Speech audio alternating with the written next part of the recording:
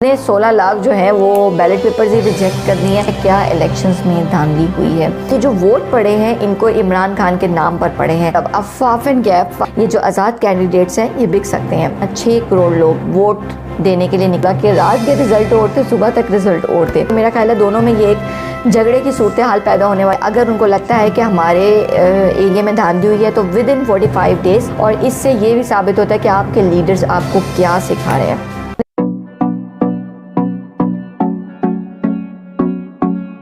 अस्सलाम वालेकुम, this is me Aisha Umar and welcome to my channel. पहले तो मैं माज़रत खा हूँ कि मैंने 2 दिन बाद आज वीडियो अपलोड कर रही हूँ, क्योंकि मुझे बहुत सारे फैक्ट्स चाहिए थे और उसके बाद उन पर बात करनी थी, फिर मैंने मुनासिब नहीं समझा। खैर आते हैं टॉपिक की तरफ। क्या इलेक्शन शफाफ होंगे से लेकर क्या इलेक्शंस में धांधली हुई है तक के सफ़र तक। तो आज हमारा टॉपिक है क्या इलेक्शंस में धांधली हुई है। तो सबसे पहले तो मैं बताती हूँ कि लोगों का बहुत ज़्यादा ध्यान धांधली का इसलिए भी लोग समझ रहे हैं कि धांधली हुई है बिकॉज़ इलेक्शंस में ऑलरेडी 2 दिन का डिले आ चुका है। इलेक्शंस के रिज़ल्ट्स में अभी तक रिज़ल्ट्स वाज़ह नहीं हुए हैं, लेकिन मैं कुछ और हक़ाइक़ आपके सामने रखूँगी। लेकिन उससे पहले मैं अभी तक के रिज़ल्ट आपको बताना चाहूँगी। तो कौमी असम्बली में 265 में से इंडिपेंडेंस के पास 100, नून लीग के पास 73, पीपल्स पार्टी के पास 54 और MQM के पास 17 सीटें आई हैं। इसके बाद हम आ जाते हैं पंजाब असम्बली की तरफ। पंजाब में 295 में से 137 नून लीग, इंडिपेंडेंस के बाद पास 136, पीपल्स पार्टी के पास 10।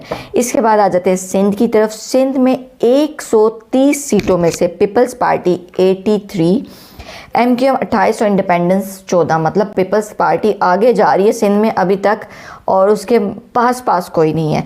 इसके बाद आ जाए KPK में। KPK में इंडिपेंडेंस 88 और JUIF 7 और PMLN 5। मतलब KPK में भी जो PTI है वो आगे जा रही है, पास कोई नहीं है। जो सही टाकरा होने वाला है वो होने वाला है पंजाब में 137 वर्सेस 136। लेकिन मैं थोड़े इसी वीडियो के आगे में थोड़ा 136 इंडिपेंडेंस जो है ना उनकी वोट्स का और उसका भी थोड़ा सा गहरी ऑब्जर्वेशन। इसके बाद आ जाते हैं बलोचिस्तान पे। बलोचिस्तान में 91 में से पीपल्स पार्टी को मिली हैं 11, PMLN को मिली हैं 9 और JUIF को मिली है 8 सीटें। तो ये जो है ना फॉर्म 47 के मुताबिक ये सीट्स मैंने आपको बताई हैं। ओके, इसके बाद हम आते हैं फाफिन की रिपोर्ट की तरफ। अब फाफिन गैप, फाफिन है free and fair election network. मतलब ये एक पूरा नेटवर्क होता है जो अपने कुछ बंदों को भेजता है डिफरेंट पोलिंग स्टेशंस पे, और वो लोग ऑब्ज़र्व करते हैं कि आया वहाँ पे कितने लोग वोट के लिए आए और क्या मामला चल रहे थे। तो फाफे ने एक रिपोर्ट दी है और उसके मुताबिक फाफे ने मतलब इसके मुताबिक कि 6 करोड़ आबादी जो है ना, 6 करोड़ लोग वोट देने के लिए निकले, अपना हक इस्तेमाल करने के लिए निकले। लेकिन अगर हम पीछे से देखें तो कम से कम 12.5 करोड़ लोगों के पास ये हक था कि वो वोट दे सके, लेकिन उसमें से 6 करोड़ लोग वोट के लिए निकले, जिसकी वजह से टर्न आउट जो उन्होंने दिया है वो 48.2% दिया है। 63% पोलिंग स्टेशंस ऐसे थे जिस पर वोटर्स की तादाद ज़्यादा थी। इसी तरह 28% पोलिंग स्टेशंस पर जो पोलिंग अफसरान हैं उन्होंने रसीद वापस वोटर्स को नहीं दी। मतलब एक रसीद होती है वो वापस नहीं दी। तो ऐसे 28% पोलिंग स्टेशन थे जहां पे पोलिंग अफसरान ने रसीद लोगों को वापस नहीं की। इसके अलावा 16 लाख बैलेट पेपर्स मुस्तरद हुए हैं अभी तक, ठीक है। मतलब वोट के जो बैलेट पेपर्स हैं वो 16 लाख मुस्तरद हो चुके हैं और 25 हल्कों पर मुस्तरद वोट्स का मार्जिन जीत के मार्जिन से ज़्यादा था। ये तो थी फाफिन की रिपोर्ट के मतलब आपको समझ आ रही होगी कि ये मिस्टेक्स हुई हैं माइनर, लेकिन काफ़ी हद तक हुई है। 6 करोड़ आवाम में से भी कितने वोट्स हमारे ज़ाया हुए हैं वो भी उसकी तरफ भी अभी हम आएंगे, ठीक है। इसके बाद मैं अपने थर्ड टॉपिक की तरफ आती हूँ, विच इज़ शोएब शाहीन जो कि PTI के लॉयर हैं। वो कहते हैं कि 50,000 से मैं जीत रहा था। यार एक तो ये मैं आपको बता दूँ, आज के दिन जब मैं ये वीडियो रिकॉर्ड कर रही हूँ तो बहुत सारे लोगों ने ये बात क्लेम की है कि सुबह उठे तो और चीज़ें थी, रात को जब सोकर सुबह उठे तो और चीज़ें थी, और आज के दिन के रिज़ल्ट्स और थे। फॉर एग्ज़ाम्पल मैं आपको एक एग्ज़ाम्पल देती हूँ। बिलावल भुट्टो ने ये बोला है कि शाम तक रिज़ल्ट्स और आ रहे थे, सुबह उठे तो रिज़ल्ट्स और थे। इसी तरह सिराजुल हक ने बोला है कि शाम गए तक रिज़ल्ट्स और थे, सुबह उठे तो रिज़ल्ट और थे। इसी तरह एक दो फेमस एंकर पर्सन हैं, मंसूर अली खान जैसे हैं, उन्होंने यही बोला कि रात के रिज़ल्ट और थे, सुबह तक रिज़ल्ट और थे। तो मैं इसी तरह शुएब शाहीन का बता दूं, जो पीटीआई से हैं, लॉयर है उनके, उन्होंने कहा कि रात गए तक तो मैं 50,000 वोट से जीत रहा था, सुबह एकदम देखा तो एकदम डिफरेंट टर्नआउट था कि उनके जो मुखालिफ PMLN के थे वो जीत रहे थे। तो खैर उन्होंने इस केस को अदालत में चैलेंज कर दिया और देखते हैं उसका रिज़ल्ट क्या निकलता है। इसके अलावा नवाज शरीफ और यास्मीन राशिद, इनकी एक बड़ी सीट थी, रात गए तक नवाज शरीफ साहब हार रहे थे, सुबह जब उठे हैं तो एक डिफरेंट सिनेरियो देखने को मिला जिसमें नवाज शरीफ साहब जीत रहे थे। इसके अलावा यूसुफ रज़ा गिलानी और तैमूर अल्ताफ़ मलिक जो मुल्तान से ताल्लुक़ रखते हैं और मुल्तान में ही इलेक्शंस लड़े थे, वहाँ पे यूसुफ रज़ा गिलानी 293 वोट से जीते हैं। यहाँ पे मैं एक बात कहना चाहूँगी, क्योंकि इलेक्शन कमीशन के हवाले से ही ये वीडियो बन रही है, तो 293 वोट से तो वो जीत रहे हैं, लेकिन आपको मैं ये भी बता दूं रिजेक्टेड वोट जो है ना वो 12,665 हैं, रिजेक्टेड वोट, जो वोट रिजेक्ट किए हैं। तो मेरा ख्याल है कि क्या पता वो वोट पीटीआई के हक़ में होते या क्या पता किसके हक़ में होते, लेकिन इलेक्शन कमीशन जो कि 6 महीने पहले से काम कर रहा था, तो आई थिंक सो ये उनकी ड्यूटी थी कि वो आवाम को बताते कि वोट आपने किस तरह से कास्ट करना है, क्या तरीका होना चाहिए। और मेरे ख्याल से जो पोलिंग स्टेशंस पे ऑफिसर बैठे होते हैं, जो वोट कास्ट कर रहे हो, मतलब जो वोट कास्ट करवाने के लिए बैठे होते हैं, जो पूरा सिस्टम दिखा रहे होते हैं, ये उनकी ड्यूटी होती है कि भाई अगर वोट कास्ट किसी को नहीं करना आ रहा तो आप उसका हेल्प आउट करेंगे। तो मेरा ख्याल है कि वोट की रिजेक्शन का जो परसेंटेज है वो ज़ीरो होनी चाहिए थी। लेकिन हमारे पास एक और ऐसा ही केस है जो है मेहर बानो कुरैशी का। इन्होंने 71,700 वोट लिए, लेकिन ये भी मुल्तान से ही करी थी। लेकिन अगर मैं इनके हल्के से रिजेक्टेड वोट की तादाद बताऊं तो कोई 16,500 है। तो अगर हम फाफिन की रिपोर्ट की तरफ चले जाएं तो वो कहती है 16 लाख बैलेट पेपर्स जो हैं वो रिजेक्ट हुए हैं। मतलब पहले ही 6 करोड़ बंदा आया है, उसमें से आपने इतने 16 लाख जो हैं वो बैलेट पेपर्स ही रिजेक्ट कर दिए हैं। तो मेरा ख्याल है कि यहाँ पर मैं इलेक्शन कमीशन को ज़रूर मतलब दोषी ठहराऊँगी कि भाई आपको या तो अपनी आवाम को पहले एजुकेट करना चाहिए था कि वोट कैसे डाली जाए। सेकेंडली वहाँ पे जो अफसरान बैठे हुए थे पोलिंग स्टेशन पे, उनको भी तरबियत ये देनी चाहिए थी कि भाई अगर किसी आवाम को नहीं डालने आ रहे वोट तो आप उनको हेल्प आउट करेंगे। तो उन्होंने हेल्प आउट नहीं किया या उन्होंने जानबूझकर किया, जिसके रिज़ल्ट में इतने सारे वोट ज़ाया हुए। तो this is an other reason. अब ये भी हम नहीं जानते कि वोट ज़ाया हुए हैं, डबल अंगूठे लगे हैं या ज़ाया किए गए हैं।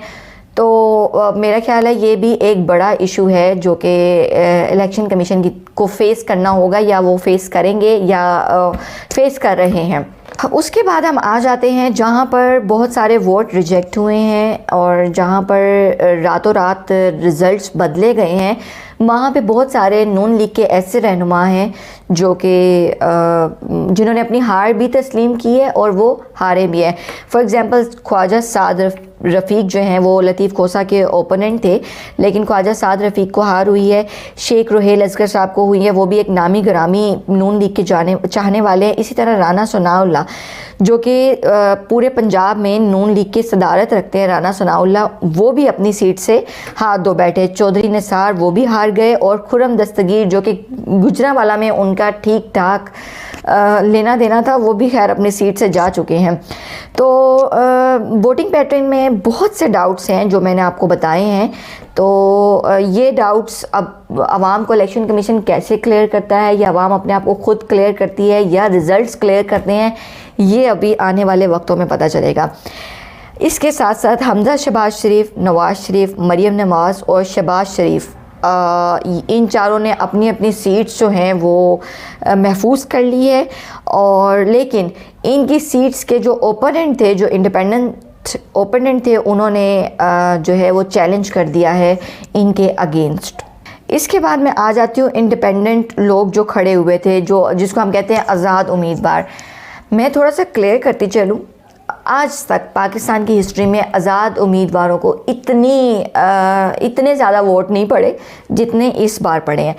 तो ये बात पाकिस्तान की आवाम भी आज़ाद उम्मीदवारों को शायद बता दे, और हम भी थोड़ा सा बता दें कि ये जो वोट पड़े हैं इनको इमरान खान के नाम पर पड़े हैं।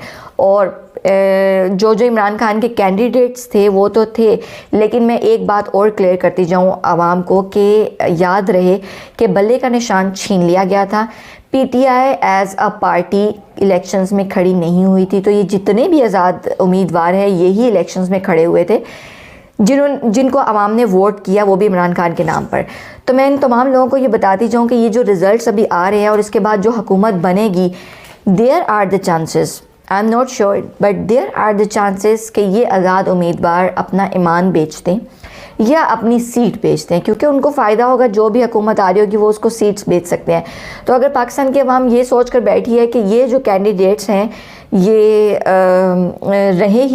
रहेंगे और इमरान खान के ही रहेंगे, तो ये आपकी बहुत बड़ी भूल है। आपको 9 मई के वाक़यात के बाद तो पता चल ही गया होगा कि इमरान खान की पार्टी में भी लोटे हैं, और जो पार्टी को छोड़कर जा सकते हैं ये तो फिर आज़ाद उम्मीदवार हैं।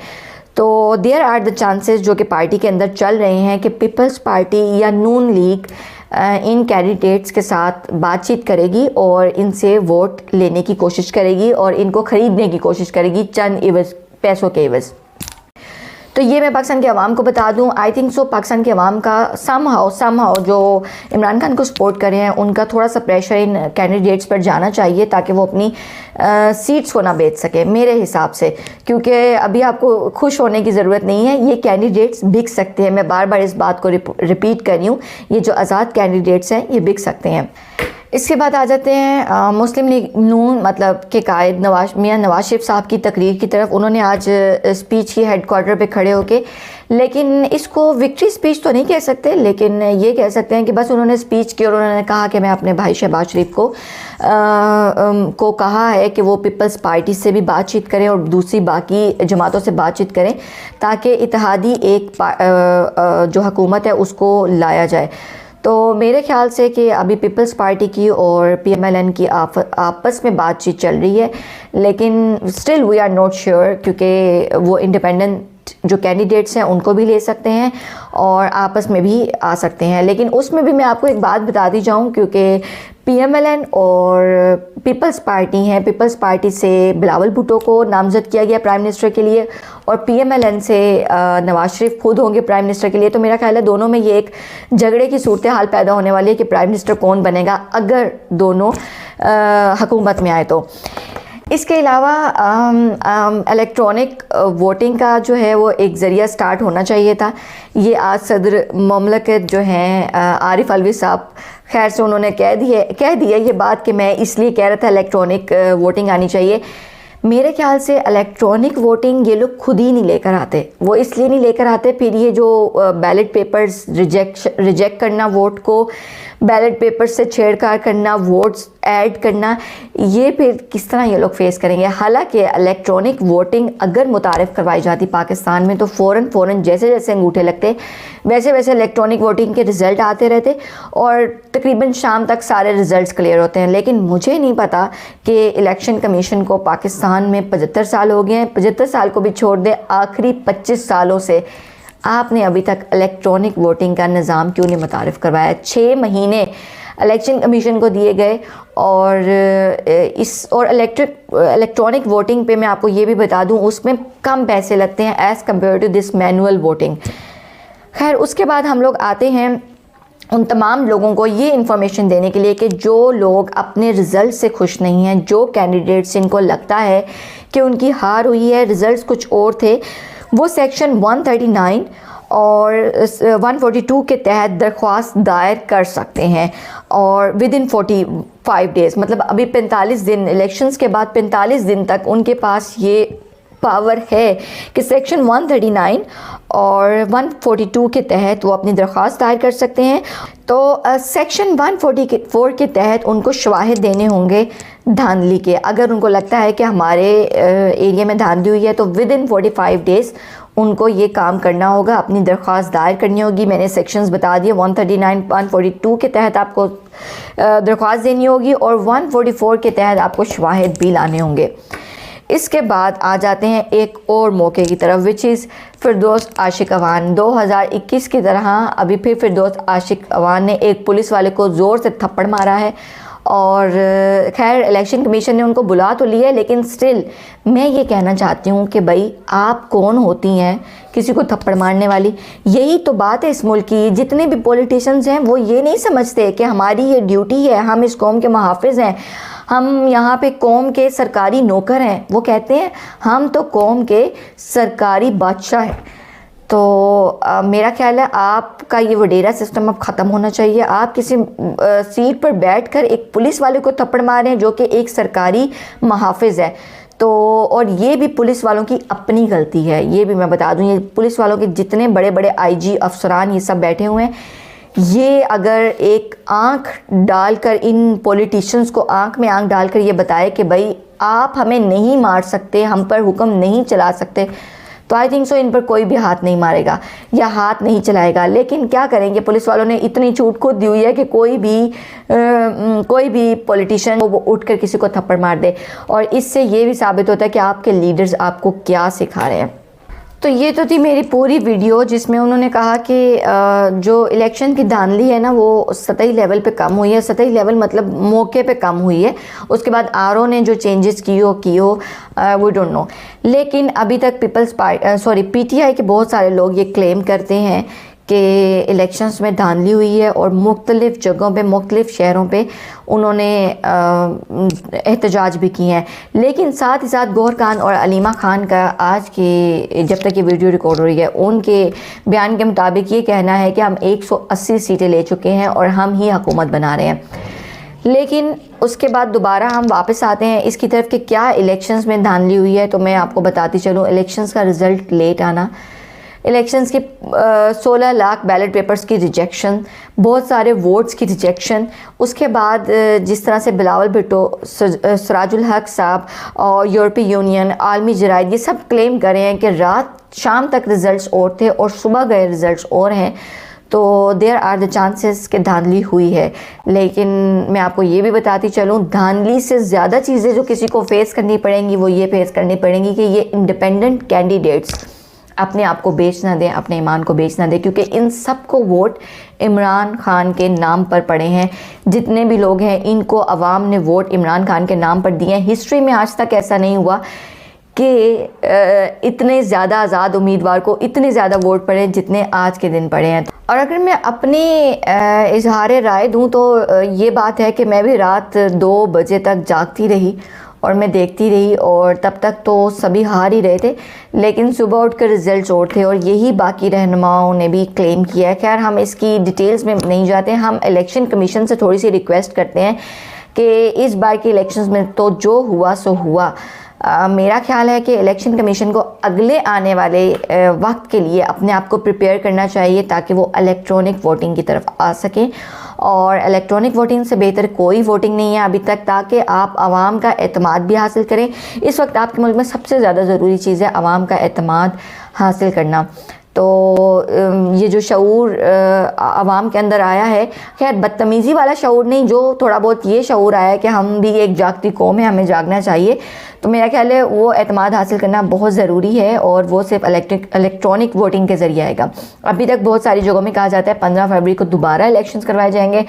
तो मेरा ख्याल है कि इस नई हुकूमत को आते आते मज़ीद 10-15 दिन लग जाएंगे। और मैं आपको अपनी राय भी देती रहूँगी और आपकी राय भी लेती रहूँगी और हकीकत पर मबनी वीडियोस बनाती रहूँगी। So do not forget to subscribe my channel. This was Ayesha Umar. अल्लाह हाफ़िज़।